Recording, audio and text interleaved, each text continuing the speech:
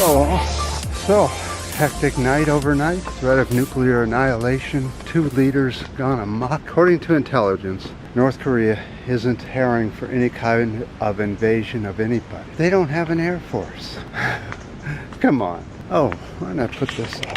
There we go. Now I can see myself. So if a nuclear war starts, it'll be from the U.S. and that's according to what the intelligence services are saying in the U.S. itself. Now let's get on with some more serious news. So today we're going to talk about the Greenland wildfires. Nobody knew that there were wildfires in Greenland until just recently. That's because there wasn't. So about midway down Greenland on the west coast, there's an area that has tundra, mosses, lichens, some grasses, and bogs, different kinds of bogs. Apparently been under extreme drought up there and a lot of unusual heat. And yes, it's on fire, causing extreme smoke and extreme CO2 pollution to our atmosphere. This type of fire really can cause some serious damage to our CO2 count. Now these peat bogs are the first stage of coal, and you know how dirty coal is. This is the most dirty coal gets.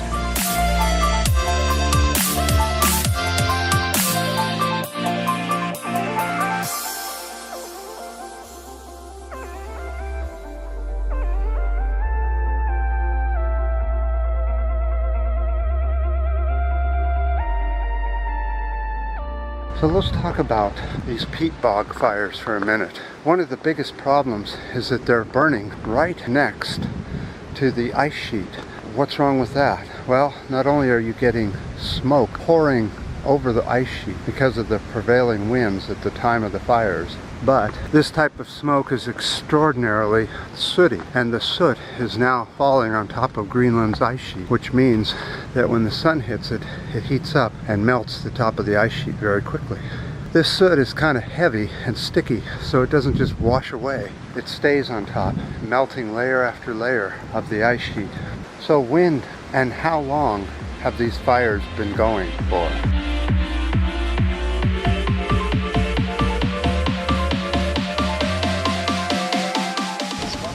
Something on a note right back there.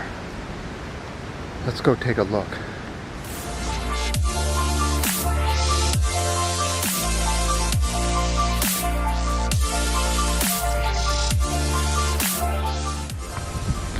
You don't think people are a little nervous, do you?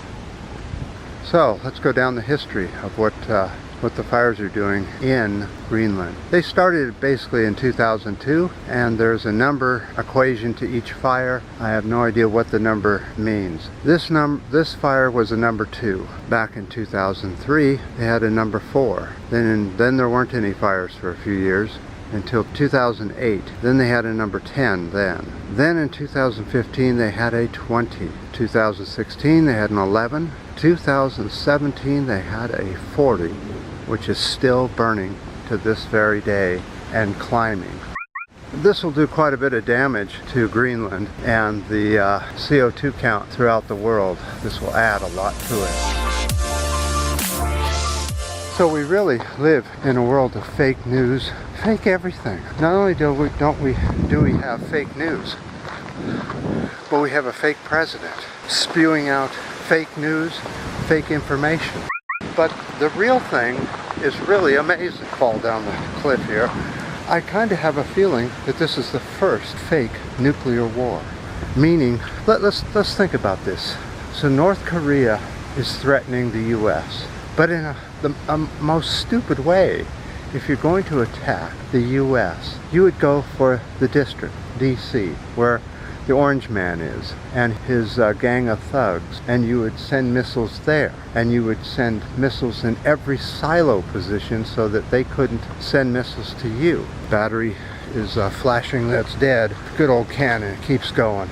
So my point here is that North Korea would not be threatening Guam with a missile flyby if they were serious about a nuclear war with the U.S. Again, fake, on purpose, orchestrated, a little bit of acting going on here so that somebody can get out of his, or is thinking this will get him out of his troubles with the investigations of the Orange Man and his thuggery, lies, and everything else. He doesn't do anything right, does he? So, with the battery flashing, I need to say I appreciate all the comments on the last videos, the ups and the downs, and the new subscribers. And until next time.